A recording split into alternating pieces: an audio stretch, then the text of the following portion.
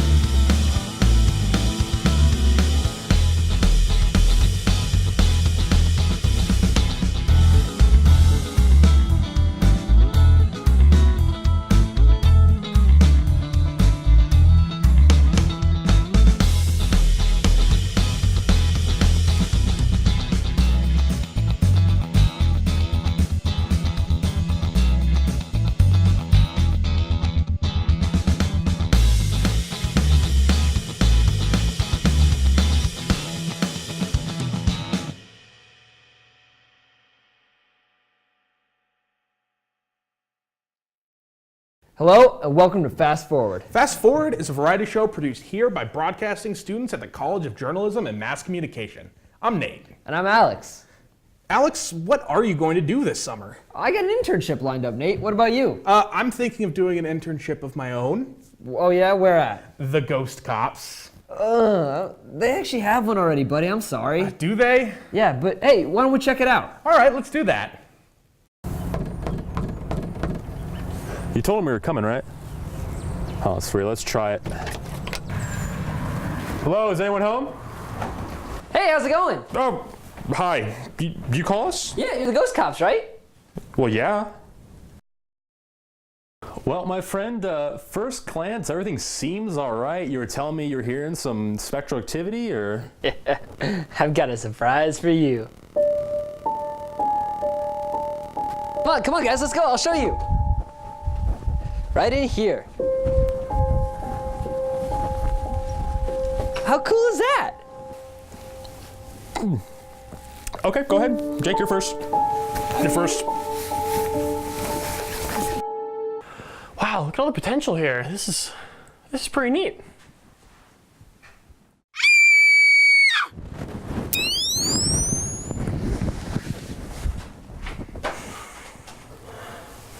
Oh, here we go. Oh, whoa. Oh, and that's a body. Okay, just gonna leave that there. And panic. Come on. No. Come on. Stop first. Stop. Ow. Leave it. Don't leave me.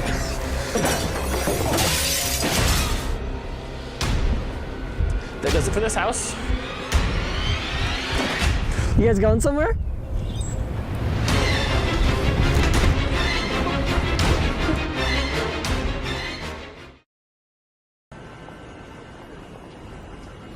Jake and I have gone through the process of bringing on a new intern. He's a real go-getter. I think we're really going to like him a lot.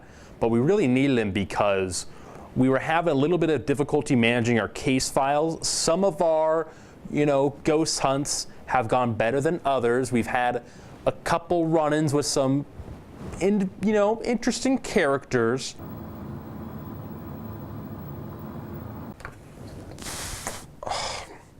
We're out of lotion again. Anyone run and grab some, please? All right, I'll get it. No, wait. Just we got a new intern, right? Let's have John do it. Oh, right.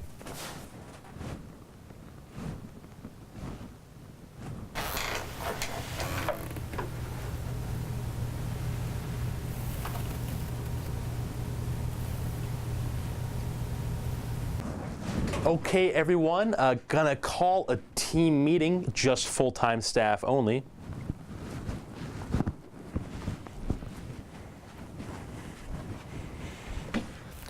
What's going on? The cuckoo has flown from the nest. What's that mean? God, dang it, we went over this. Okay, anyway, we need to get rid of the intern. He freaking sucks. How are we gonna do that? I don't know. Figure it out. I gotta figure it out. Figure it out. It's not in my contract. Figure it out.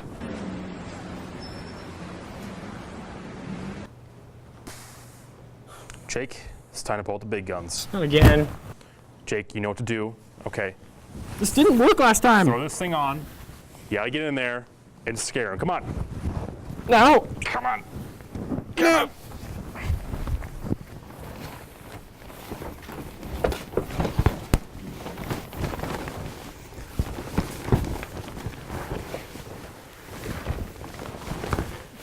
on. Stay calm, ghost attack, stay calm, everyone stay calm, it's a ghost attack. Come on. Stop. Stop it. Stop. Stop. You guys are a bunch of freaks.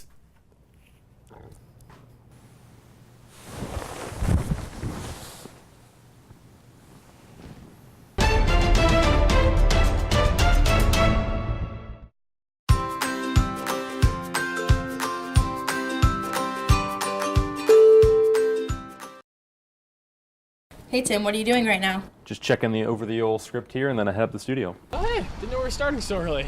I'm about to clock in for work. Big day of investigations. On a scale of 1 to 10, how excited are you about life? I'm like a 7. Ooh, definitely an 11. It's gonna be a big day. What's the most embarrassing moment of your life? Definitely when I fell in the pool at senior prom.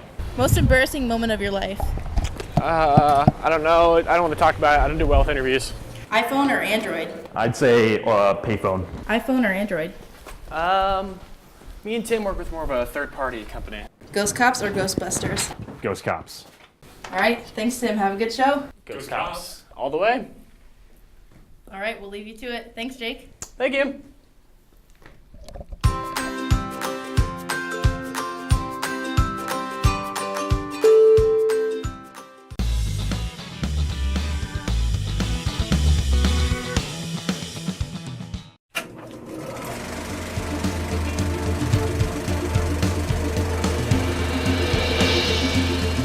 Hello, and welcome back to Hash It Out, the show where I discuss various opinions of movie remakes and their originals.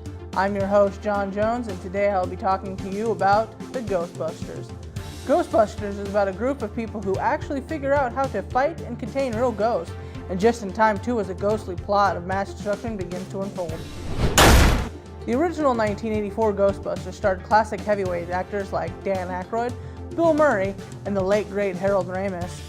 Now, as for the Ghostbusters made in 2016, we are given a full gender swap and enjoy the talents of today's heavy hitters like Kristen Wiig, Leslie Jones, and Melissa McCarthy. Now, I once again took a poll on what my audience thought of the two films, and the results held very mixed opinions. Well, there's something you don't see every day. It seems as though everyone unanimously loved the Ghostbusters from 1984 and its cast more. Everyone said that both movies are still very good. The only real strong opinion is that the original cast was just more memorable. They said things like, both movies were fine, or I just have a soft spot for the original cast. Others spoke about the new cast, that they just didn't have the magic the original one did.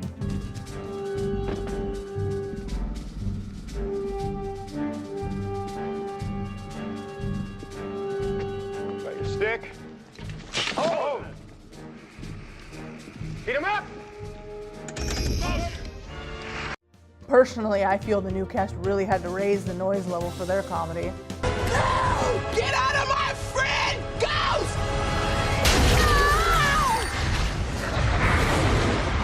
Ow! That's gonna leave a mark! The power of panic compels you! Ow! Well, there you go, Buster fans. Both movies made waves, but thanks to the All-Stars from '84, the original remains as the knockout champ. Thank you for watching this episode of Hash It Out. I'm John Jones asking, who you gonna call?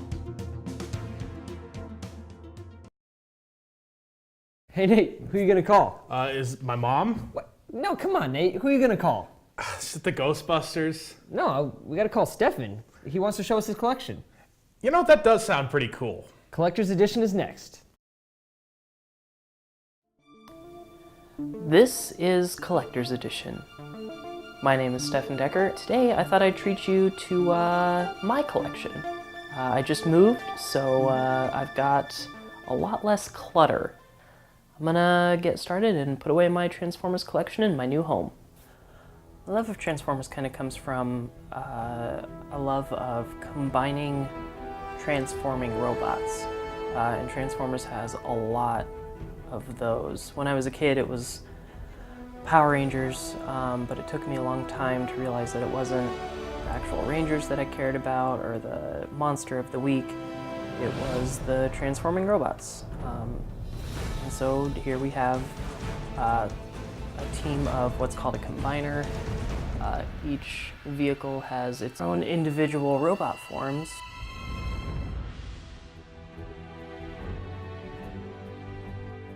And a combined form.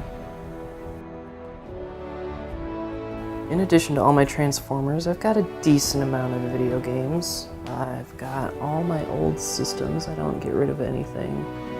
If you look closely, you'll see lots of Mega Mans, a lot more Mega Mans, and even more Mega Mans down here, and a bunch of Mega Man toys.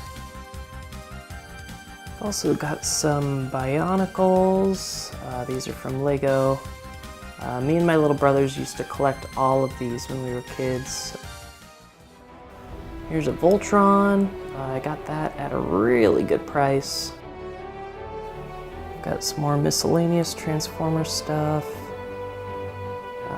Here is my Soundwave section. This is my favorite Transformer. He's the one that's on my shirt. Alright, so there it is. All my Transformers in place.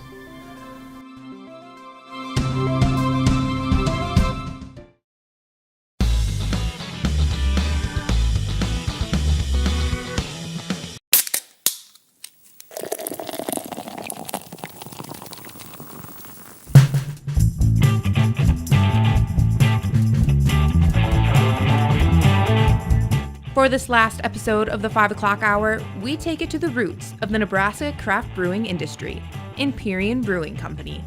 When the brewery first opened in Lincoln's historic Haymarket 26 years ago, Empyrean operations manager Jim Engelbart says they were the first brewery in the state of Nebraska. Laszlo's Brewery and Grill was where we started.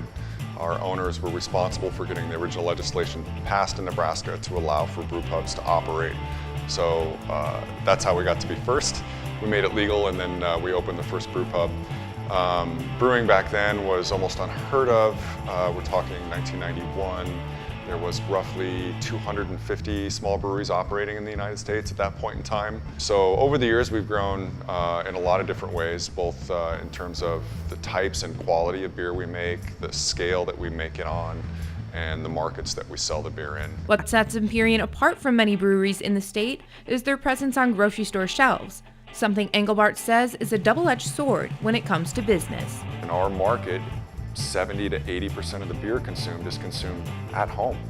Not at a bar, not at a restaurant, not at a sporting event. It's consumed at home in a can or a bottle. So we have to package beer into bottles or cans to be able to reach the widest part of our market. And it's harder to make the personal connections that you can make when people actually come and drink at your establishment and you get that instantaneous feedback from the customer. And so the intimacy of being small is great, but as a business to grow and expand, you have to kind of get out and do those things. Empyrean seems to be doing something right, as they've outgrown their current location. But Engelbart says plans are already in the works to expand to a new building. But we have two buildings that we're prepping to build an entirely new brewing facility in that would include a tasting room. So it won't be a Laszlo's, it'll actually be an Empyrean tasting room where we just do beer. Kind of more similar along the lines of what most of our newer brewers that have popped up in the last 5 years are doing very successfully, is focus on the beer and let our restaurants continue to focus on the food side of things. While Empyrean is continuously growing, so is the craft beer market. Engelbart estimates there will be 52 craft breweries in the state by the end of the year, but he believes this can be a good thing for the industry. There's still a lot of discovery out there. Even though we have 50 breweries in the state right now, we're still only 3% of the beer market.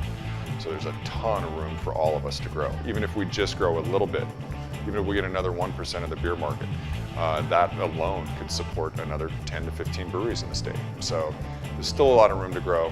It is a little more competitive than it used to be, but because we're all small producers and we face a lot of the same problems, we're very collaborative and we gain more. We know we gain more by working together than we do trying to outcompete each other. As Empyrean grows and new breweries open their doors, beer drinkers around the state are left with an exciting choice of what craft beer they're going to tap into next.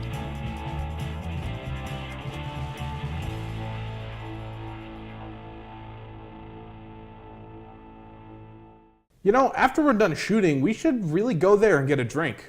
Yeah, that's a good idea. But first, let's slow it down. Listen to some Expressions with a Pencil by Jordan.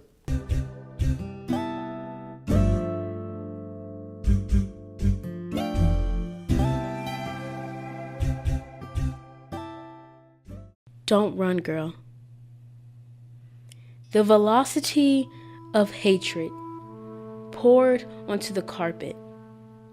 They heard the ringing of my hands, sweat glands pulsating under my arms. Run. Of course, all I could think of was what I ate for breakfast. I searched my body, tears filled my throat. I wanted to be accepted. My thoughts in fetal position as the lightning from a cold, rainy night struck. Fear, sadness, and anger spattered the chairs in the room. There's nowhere to run. When I am the death of my own story, God reminds me to hail the almighty kingdom. Burying my face, I need water. Could it be drowning the innocent children? If it hadn't been for the alms thrown at my feet, I wouldn't be here, believing it in their hearts, weary tears lacing mine.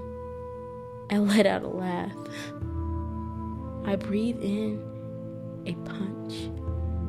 Ouch. Don't frown, girl. Brown girl. Drowning in the city. Lapsed insecurity, neurotically calamitous oppression, losing non-existent hope. I ironed my rib cage, eyes wide like an owl under the moon, caressing its chest. There's nowhere to run. Rip off the mask, throw it in the trash. Gray steals my mood, I'm red. Salt cuts the wound. Ages ago, I fell apart. Regurgitate shackles of my ancestors, whips on their backs, tied to trees, ropes of lynchings. I can't read. Just their faces. Naked before you, but I am fully clothed. Stop running. Don't run, girl.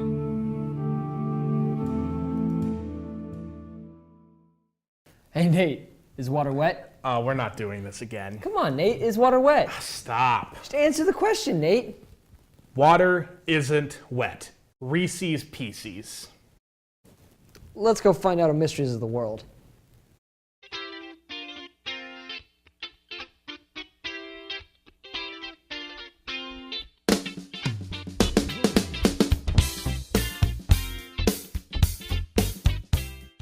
Welcome to Mysteries of the World. I'm your host, Alex Fernando. Today we're going to ask the public, is water wet? Is it Reese's or Reese's? Let's go find out. Ma'am, is water wet? Yes. Why yes? Why is it wet? Water is wet because it's water, and if you get out of water, you will be wet. Reese's or Reese's? Reese's. Reese's? Reese? You're the first person to say Reese's. No, Reese's Puff. But it's a Reese's. I don't know. Is it Reese's or Reese's? Reese's. Why do you say Reese's? Because that's how it's pronounced. There's 2 E's. What do you think? Don't let anybody tell you what you think. I'm gonna say that water is not wet. So you lied to me. I changed my answer. You convinced me. Good. So I taught her what to think. Okay. Is it Reese's or Reese's? Reese's. Why Reese's? That's how I've always heard it, I think. I'm not an English major, so. It's Reese's. Reese's. Why? Because of English. That's the grammar rules. That's how it is. Can water itself be wet? Can you put water on water and make it wet? I mean, you probably could if you've tried really hard. All right, you tried really hard. I don't know. Reese's? Reese's? Which one did you say? Reese's. Reese's. So you're saying both? This was hard. You said this was easy. Now for all my viewers, I have a big challenge for you. Take a bucket of water and dump it on yourself. See if it's wet or not. I'm your host, Alex Fernando. Thanks for watching Mysteries of the World. We'll see you soon.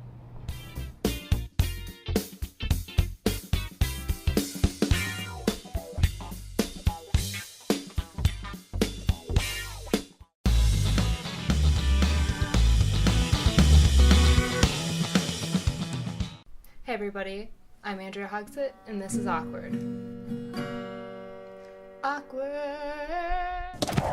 Awkward moments. Nailed it. La la la dee dee dee da da da da. Almost to the front door. God, it's been so nice out. I'm glad I can finally take a nice leisurely stroll towards. Wait, are those footsteps behind me? I hope he isn't going to the same place that I am. What if he holds the door for me? Should I just speed up so I'm closer to him? Oh no, what if he's not going to the same building though? Okay, I'm just going to look dumb if I speed up now and he keeps walking past the door. Maybe I should just slow down.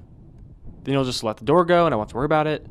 Oh no, but what if he holds the door? No. Even if he sees me, he'll just have to ignore me, right? He'll keep walking in, but he just looked me in the eyes. Did we seriously make eye contact? I can't just pretend that I didn't see him. Oh no, door's coming up. What am I going to do? Oh, I can't take this anymore. What if I just go around the building and use the back door? Yeah, then I can avoid this. Wait, what if I see him inside? He'll know that I was avoiding him. What time is it? I can just get a coffee. What? I'll be late if I go around. Okay, I have to speed up. Maybe I can even pass him before we get to the door. Oh, is he speeding up? Oh, he's never going to make it in time. What if I slow down? Then maybe he has enough time to pass me. Is he slowing down? He wants me to beat him. Wait, that means I have to hold the door for him. I can't let that happen. Are you kidding me? He slowed down. Oh, I get it. The jerk wants me to open the door for him. What a pretentious jerk. He was obviously in front of me first. He has to open the door. Oh my gosh, here it is. No turning back now. Wait. Is he seriously holding the door? I'm too far away. No! Thank you. Yep. Oh, thank goodness that's done. No!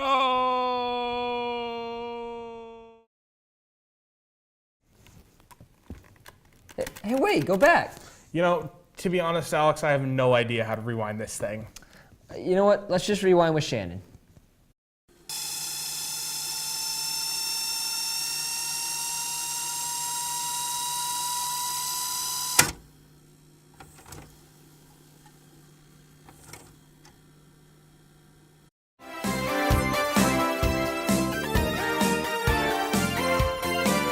And welcome to Rewind, a show where we take a stroll down memory lane to look at all those things that make you say, wow, I feel old. I'm your host, Shannon Humiston. On today's episode, we will be taking a look at music from the past. The 90s brought us boy bands, N64, Furbies, and the greatest thing to come out of the decade, me.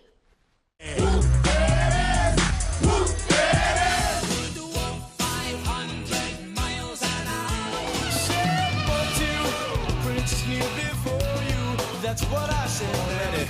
Getting jiggy with it. Do you believe in life after love? It's not hard to see.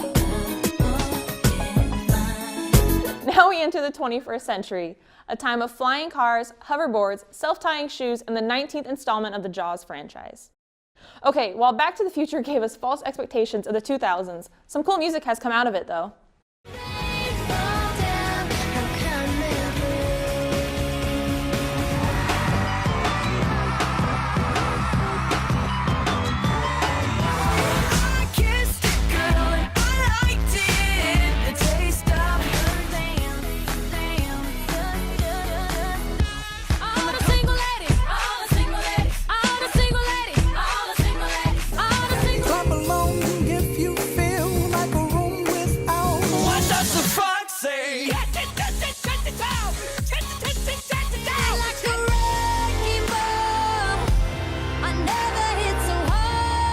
Well, we have reached the end of our musical blast from the past. For every generation, music has had some major ups and been a huge part of their lives.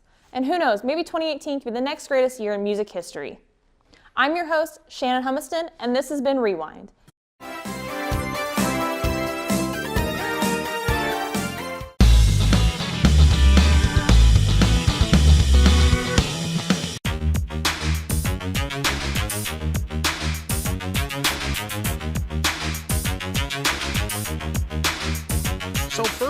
let's talk about the arena and the rules. Curling takes place on a 150-foot-long ice track, or about the length of half a football field. Teams take turns sliding 14 curling stones down the track to try and get it close to the center. A quick tangent, let's talk about these curling stones. These things are pure hunks of granite coming in at about 40 pounds. These 1 by 3 foot rocks are really hard to get a hold of. They come from an obscure island off the coast of Scotland, and a full set of them can cost up to $40,000. It's weirdly pricey. So the team that gets the stone closest to the center gets the point. And the team with the most points at the end of 15 frames, kind of like innings in baseball, is the winner. And you would think, big deal, me and George rule shuffleboard Thursdays at the rec center. I would rock at this sport, just a bigger version of that, but no, you would be missing the intricacies of the sport many call chess on ice. So let's talk about those intricacies. The ice on the track is pebbled to try and decrease the friction to make stones slide longer. The main way you have to control the sport is through two ways. The first is friction, as a low surface area causes the stones to, well, curl. By using equipment like the curling brooms, you can decrease the friction caused by the stone, allowing it to go straighter and farther. Secondly, throwers can also spin the stone, causing it to curl in a specific angle or direction to try and get it into a specific area. There is also the complexities that come with actually playing the board. Let's look at this situation. You can see that both yellow and red have made some really nice opening throws, and red has made a really nice guard shot to try and protect its close lead. If you're yellow, what do you do in this position? You can try and make a nice wraparound shot, trying to knock their stone out. Maybe you try and pinch it, make it hard for the red team to remove your stone without damaging their own position. Or do you just throw your own guard shot and protect your own pretty solid throw? And this is just a simple board state. In the higher levels and deeper into the game, boards can get all sorts of complicated.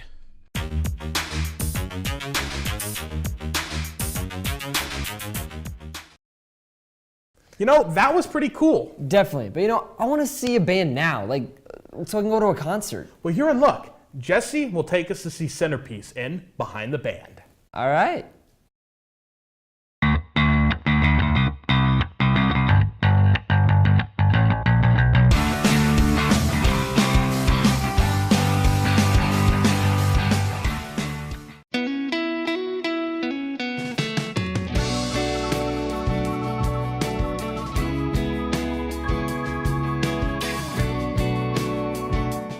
My name is Will, and I play in a band called Centerpiece, and I sing and I play guitar, and I write songs. My name is Devin Clank, and I am the drummer.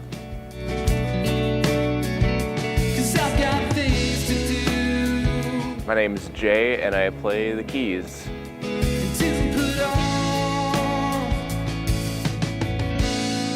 One day we'll watch the ice caps. I'm Braden, and I play bass.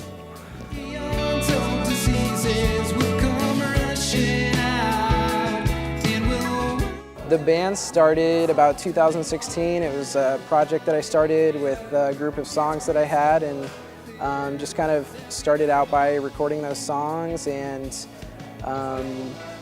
ended up just putting together a band for those, and now we're here, we're playing some shows. I think right now Night Owl might be my favorite song to play live. I grew up listening to metal music, and then I played a lot of indie rock, and then ever since I've been playing indie rock. I think it'd be fun to tour Iceland. We could stalk Bjork on our off days, maybe find an empty pool, hunt some trolls.